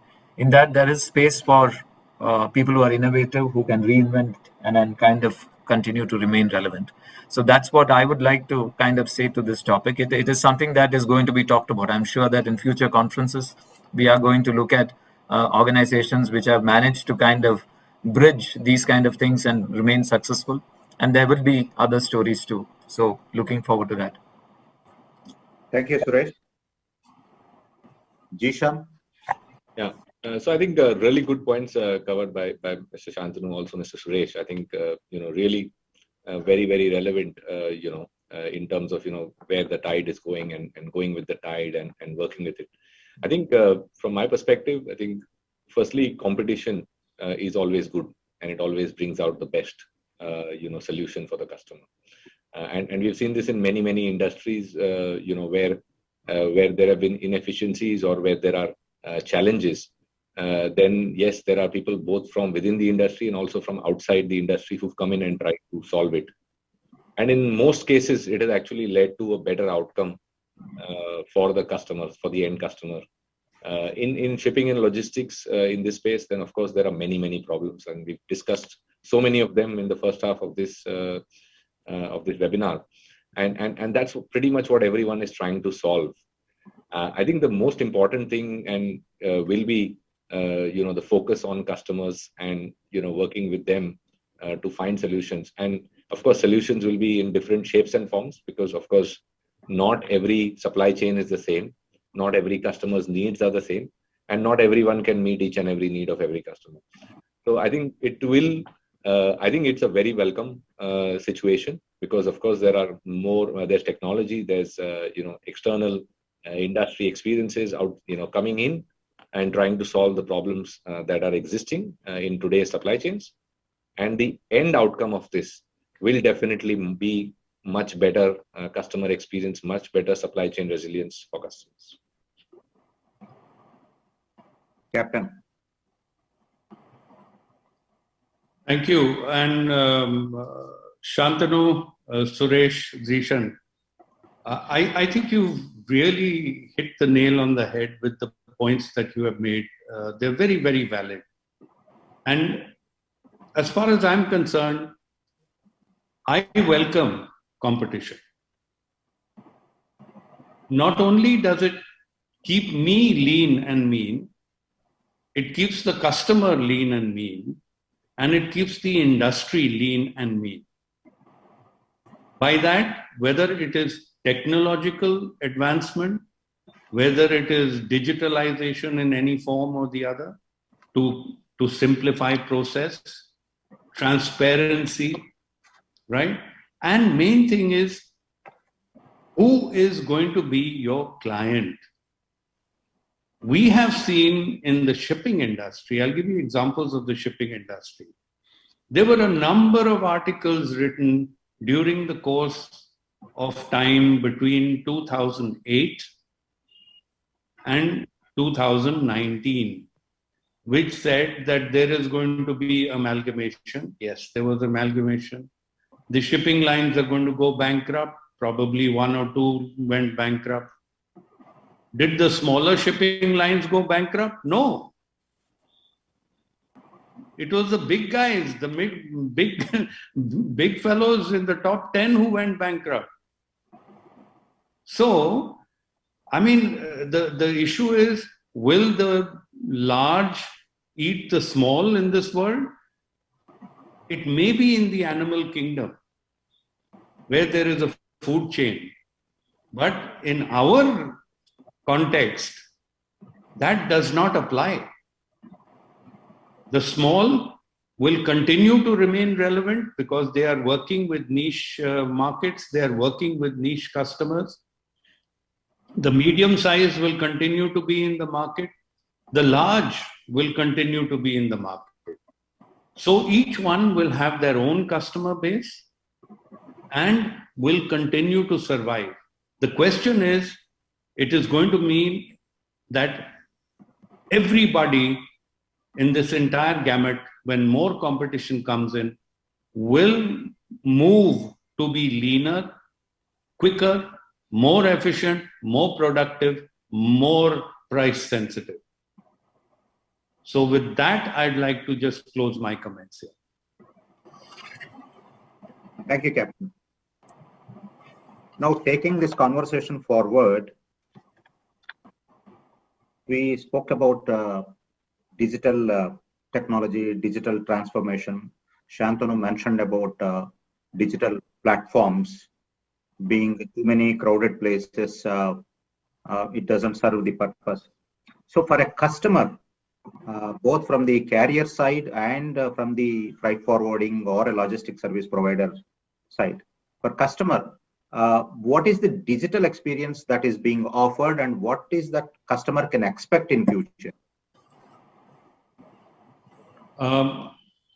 May I start this? Can I make actually, a small Shantanu, correction, Mr. Ramprasad, make a small correction. See, what I meant is it will be disruptive. Digital technologies will be disruptive. What I tried to say, as a competitive advantage, it will be commoditized. I understand. Because if there is no USP, will come out with digital solutions. USP. It will be disruptive, but not a big competitive advantage. So maybe then I give floor to Captain Tiwari. No, in fact, Shantanu wanted to leave by 12:30. If I am right, then you can take the question first, sir. Yeah. So what is the customer can expect? What are the changes that are coming in on digital technology? Well, if blockchain is successful, we won't need banks to transfer money. Dubai, the UAE government also made it clear, and people are discussing. We won't need audits also if blockchain is clear, because what auditors do is already done. Then you have intelligent programs to check your accounts, and fraud detection programs also have been written, and a lot of people run them, and we have seen they work better than human. And let me tell you, the penetration is so high. While I was president of Maharashtra Chamber, I was in a place called Kopargaon, which is a taluka level, means tehsil level place in Maharashtra, next to Shirdi. People know Shirdi better. So they had see, Maharashtra economy is driven by not the big banks, not by the cooperative banks, but what is known as cooperative credit societies. There are 78,000 cooperative credit societies. Now, I'm talking 5 years back, many of them had assimilated digital technology. At least 4 or 5 of them had online real-time fraud detection software. And they had human and machine interface for monitoring the alerts and then giving override on real-time basis. So I wouldn't say that only the big have assimilated the technology. In fact, I would say digital technologies would help small to punch above their weight, and parallel solutions can be given by them, because whether you develop in-house or you outsource it or you buy or you develop collaboratively for a customer, the outcome is same. I am sure it will be disruptive. It will change everything. Lot more than the pandemic. In fact, work from home is a solution of the digital technology. Pandemic accelerated it.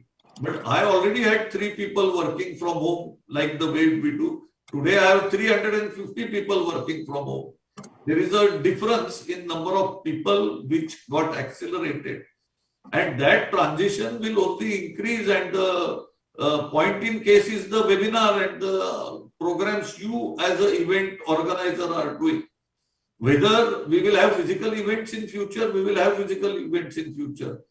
But the virtual events will not be done away with, and we will have hybrid events also happening. I would see the same thing happening across the sector, like is happening in media. Media is transforming, so this will transform. So I believe it is for each one of us to see how we can use this technology to differentiate, rather than technology differentiating my service offering. I think this is a small point I wanted to make. Thank you. And I will leave when I have to quit without telling, so that I don't disturb the audience and conference. Thank you. Thank you, Shantanuji. Look forward to.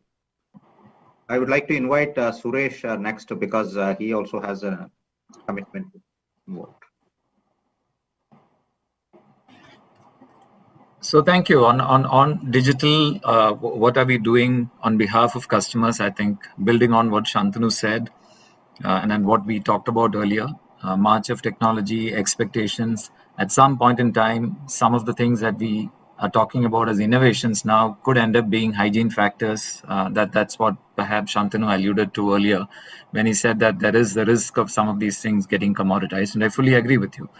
And then how do we kind of do new things which kind of integrate? An interesting example of rural Maharashtra assimilating digital technology perhaps a little earlier than what one would have anticipated. And then there is now the enormous amount of access anyone has to technology, and with a lot of startups coming in. How do we integrate digital thinking into our ways of working? As an organization, I think we have had a sharp focus on that, and the EQ360 platform that we have for our customers, and the kind of participation that we see steadily increasing, with now majority of our transactions happening digitally. And during the pandemic, it is something which became a differentiator because it helped in faster turnaround time. It gave transparency to customers. It gave visibility to customers about things that they really wanted to know. And even when we look at our other portions of our business, be it the CFS business or the contract logistics business, there is so much of technology which comes in, and there is never a day that goes by in which somebody is not pinging you saying that we are a startup and this is a solution that we have. Are you interested to look at it? And then you have a conversation with them. You understand that the world is rapidly moving ahead, and if you are able to marry that rapid progress that we are seeing and kind of convert them into solutions for customers and then make it beneficial, I think that's where the sweet spot is.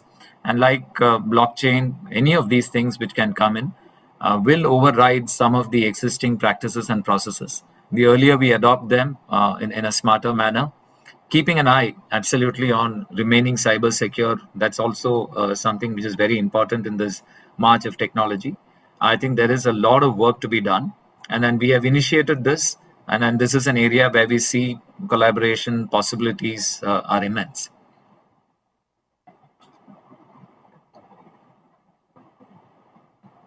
Thank you, Suresh.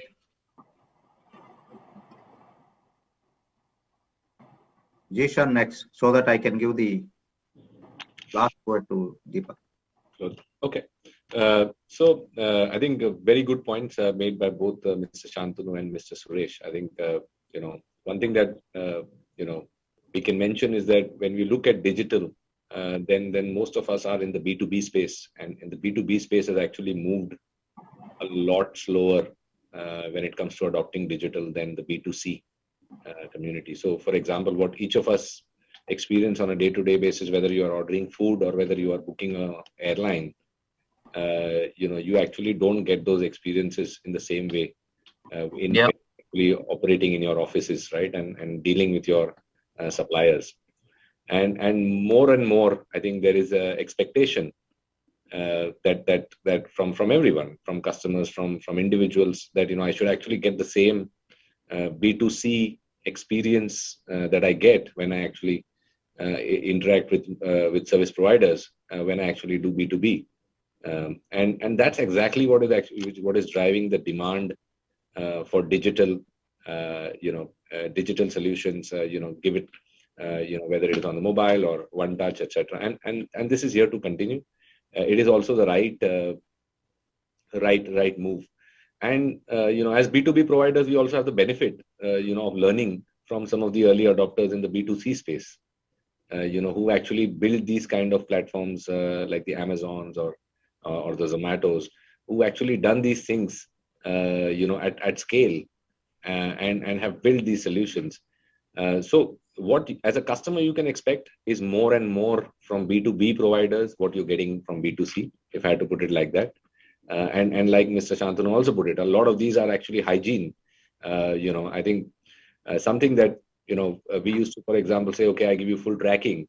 Today, if you order a pizza from Zomato, you actually get tracking, and you don't have to pay for it.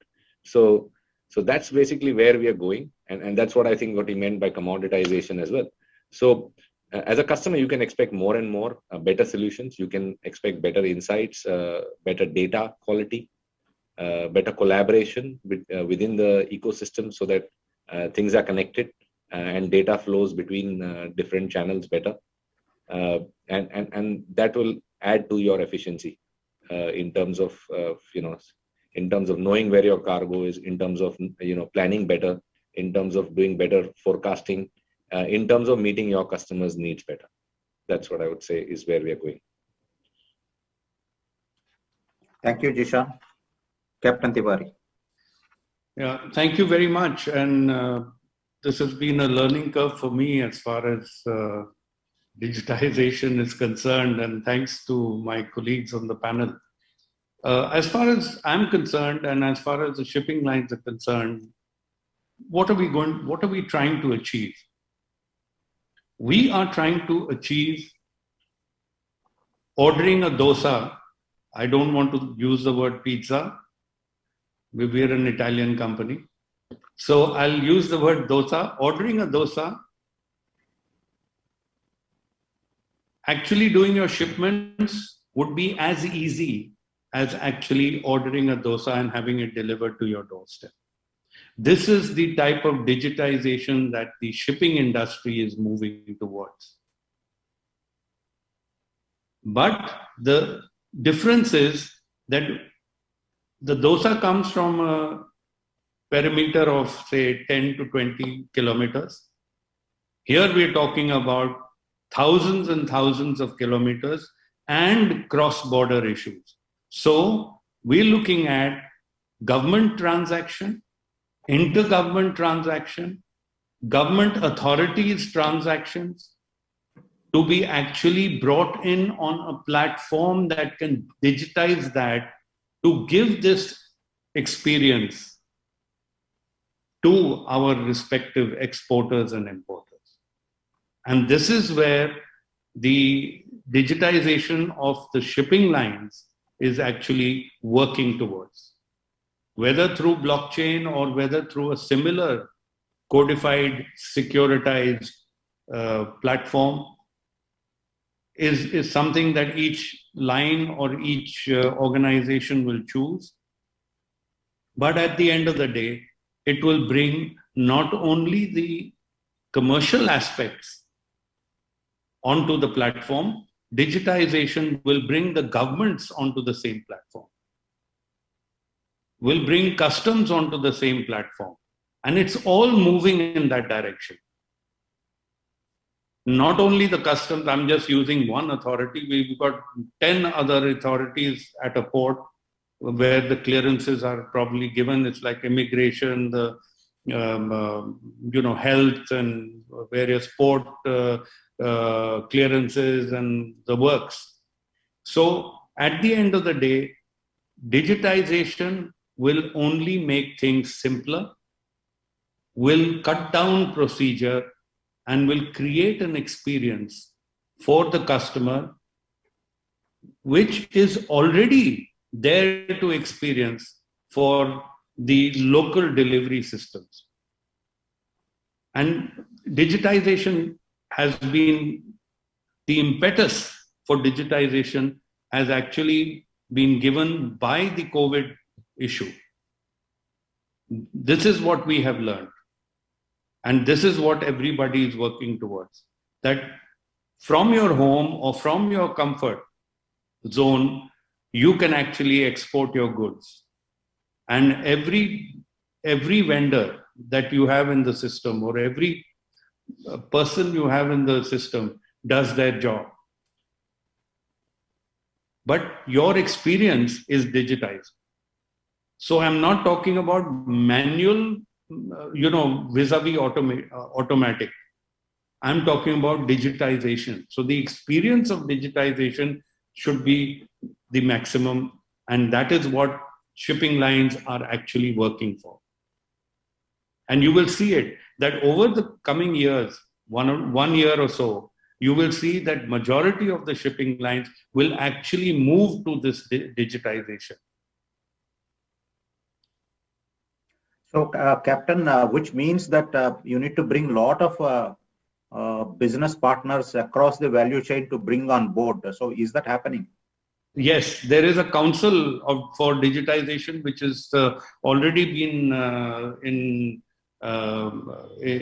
working for the last little over 2 years now. And this council is an international council. The shipping lines are on board, and they have brought on board various ports. They have brought on board the customs authorities. They have brought on board various governments. Like the EU, for instance, is actively coming on board. US is actively coming on board. Canada is actively coming on board. And we're trying to see if we can do the same for India, either through the National Logistics Portal or through a port community portal, or in some form or the other. I'll give you a small example of the electronic bills of lading. Electronic bills of lading are already we're already doing it. To the extent that, my shipping company, per week, we do over 1,000 electronic bills of lading per week. And what does it do? It gives the customer a true experience of not only his documentation with the shipping line, but the document as it is moves through the banking channel, moves to the consignee, and from the consignee moves back to the shipping line's agent at the destination. And how much time does it take? Hours, which normally used to take up to 3 weeks. And we've done electronic bills of lading with South America, right? And it's done within 24 hours, despite the time difference between South America and India. It's just that the Indian banks have not come on board for some reason. The foreign banks are coming on board, but the Indian banks have to be pushed. The Indian Banking Association has to be pushed to actually accept electronic bills of lading and transact the letter of credits through the electronic bills of lading system. They have the systems in place, but they are hesitant to actually come on board. But the moment that is done, and we are working on this with the government, the moment that is done, you'll find that instead of say 1,000 or 2,000 or 3,000 bills of lading, electronic bills of lading being issued in a week, it will go to 50,000 to 100,000 bills of lading in a week. That is the kind of experience that we want our exporters and importers to actually go through. It cuts procedure, it cuts time, it improves efficiency, and audit trail is there for you to see. Thank you. Thank you, sir. This is something that facilitate the trade in the best manner possible, because when you look around, most of the customer experience has already, whether it is food, hotel, travel, everything moved on to complete digital environment. Now when the freight also, the cargo also moves on to that, then even individual customers with 1 or 2 containers or whatever it is, it will be very good experience for them to deal with directly through digital platforms. Wonderful. Shantanu and Suresh left since they have something, but before concluding, I have 3-4 questions from the audience, and luckily these are all related to shipping lines as well as container movement. So any of you can answer these.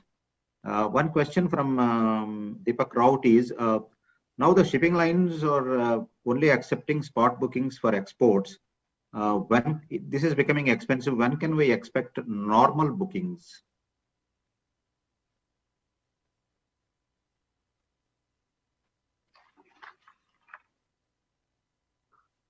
Zishan, you want to go take that, or should I take it? Maybe I'll give it a try. And actually, it's a little confusing question because the question says only accepting spot and normal. I think shipping lines, as we speak, are carrying both contractual or what we call long-term business as well as spot business both, and so they are accepting. The real problem, of course, sometimes is that the demand, like we discussed in the earlier part of the webinar, is actually beyond the supply, and it also leading to the space on the ships being limited. So I don't think there is any formula here. I think both types of, whether it is short term or long term contracts, are being serviced as we speak, and will continue to be speak. But however, the individual trade-wise or week-wise variances might be there because simply of the fact that sometimes there might be no place on the ship. I will just supplement. What Zishan is saying. Shipping lines are working on contracts, and even today they are signing contracts. The issue comes that an exporter wants to sign a contract with rates that were prevalent in 2019. not realizing that the rates in 2021 and what is going to happen in 2022 and 23 are widely different to what was happening in 2019. So that is the only, should I say, brick wall that does not allow the contract to be signed. Otherwise, shipping lines would prefer that at least 80% to 90% of their ship is full with contractual cargo on a regular basis. Spot cargo and managing spot cargo is difficult for a shipping line, because to retain space and say no to contractual cargo to take spot cargo, number one is a lot of effort, planning, and there is a chance of the booking being a ghost booking and actually not materializing, and your ship space goes empty. Whereas with contractual customers, they have regular volumes and their volumes are quantified and they come on a weekly or fortnightly or a monthly basis. So shipping lines would prefer to move from spot to contract as much as possible. Now, the situation that is prevailing today is that the contract rates are far lower than spot rates. This is the situation. What earlier in 2019, the contract rates and spot rates, the differential was very, very low. But today, the differential is extremely high and it could be even double the freight rate. So, if there is a customer, even if he's got less volume, right? If they work on a contract basis, shipping lines will definitely look at working more on contract, because there it is planned and the cargo is there. On spot, it is open. Today you may get spot, tomorrow you may not get. This is the issue. Thank you, sir. Two more questions. I hope I've answered. Yes, I hope I've answered the question. Yeah, in detail. Now, in the current scenario, is there a chance for domestic container leasing players to get more active?